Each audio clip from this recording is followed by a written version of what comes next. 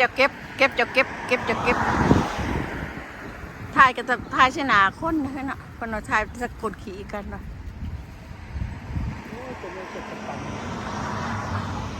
มันติดใจกาวออกนั่น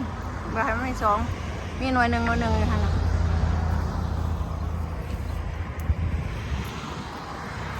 ประตูนี้เราเก็บหมักผิดออก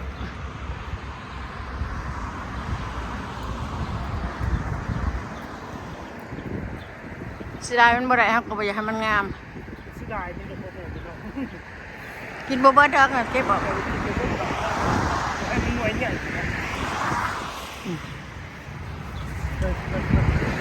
ยับจะเข้าอีกเบิกยับกะอุ้ยให้เพิ่นเก็บเอาถ้าเส้นบ่อยากมีหมากเนาะมีแต่แถวไก่มือคนเนาะ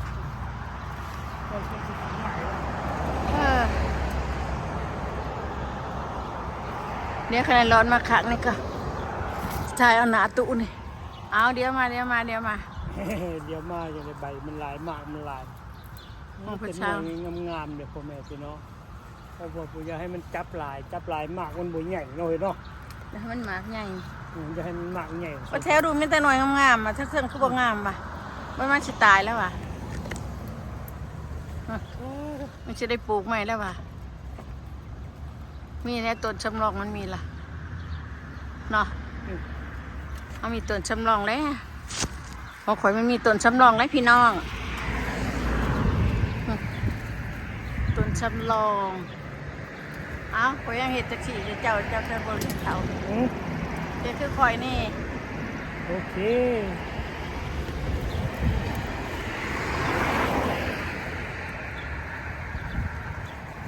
ดมด้วยมันดมด้วยระวัง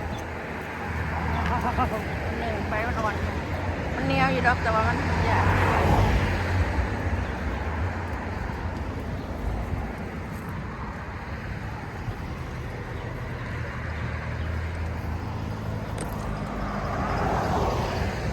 เป็นตะกดขี่ตะเคียวมับอยู่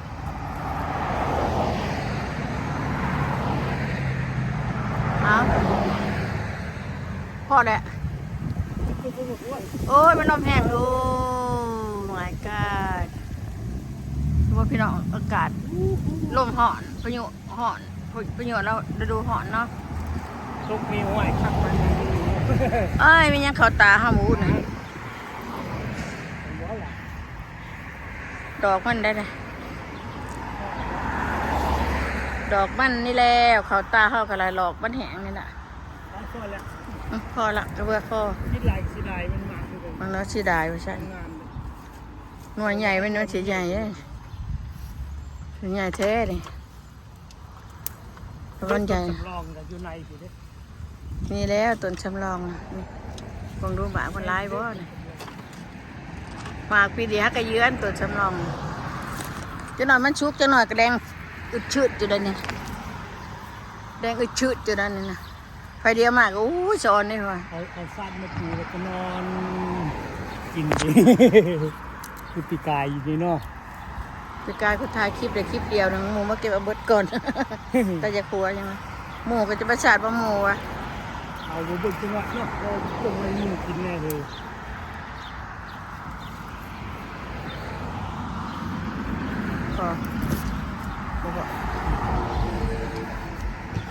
มึงดูเนี่ยพอละเป็นลายแต่ละคนเป็นมึงดู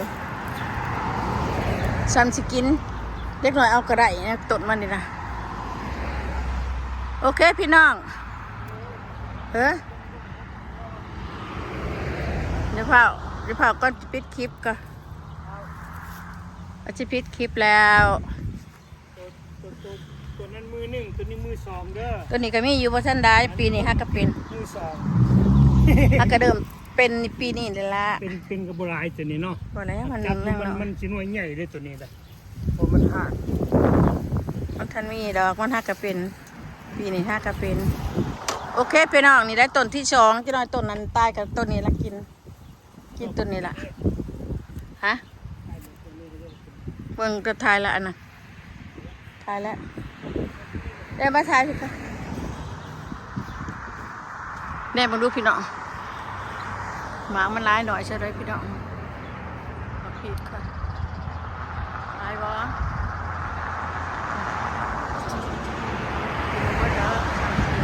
ตามาชักก่อน